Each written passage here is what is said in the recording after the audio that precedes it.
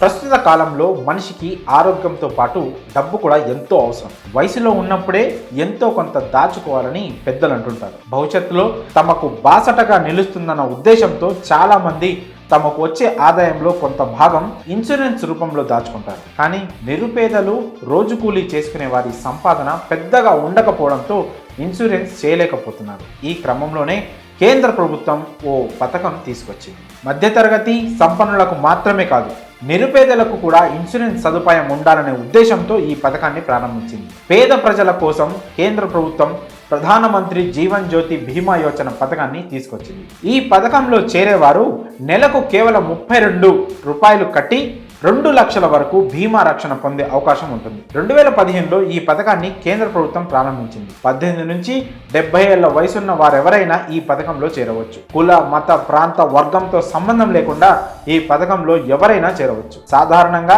చదువు, ఉద్యోగాలు, వ్యాపారాలు చేసేవారు నిత్యం ప్రయాణం చేస్తూ ఉంటారు.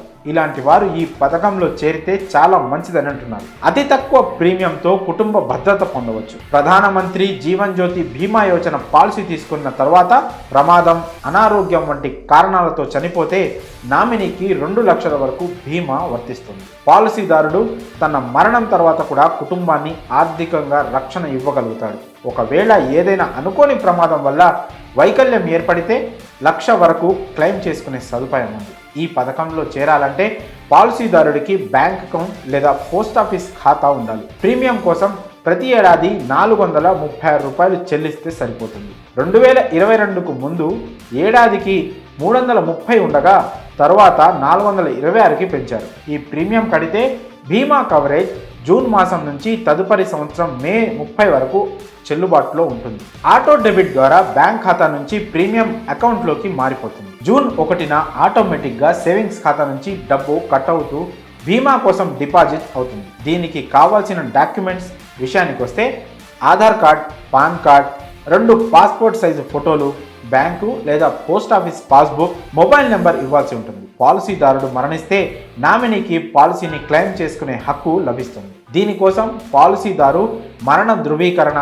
వ్యక్తిగత రుజువు, నామినీ ఐడి డాక్యుమెంట్స్ సబ్మిట్ చేయాల్సి ఉంటుంది. ప్రమాదంలో వికలాంగులైతే హాస్పిటల్ బిల్స్ చూపించి క్లెయిమ్ చేసుకోవచ్చు. నెలకు కేవలం 32 రూపాయల చొప్పున ఏడాదికి 436 రూపాయలు కట్టడం ద్వారా 2 లక్షల వరకు బీమా ప్రయోజనం పొందవచ్చు. ఈ పాలసీపై మీ అభిప్రాయాలను కామెంట్స్ రూపంలో తెలియజేయండి.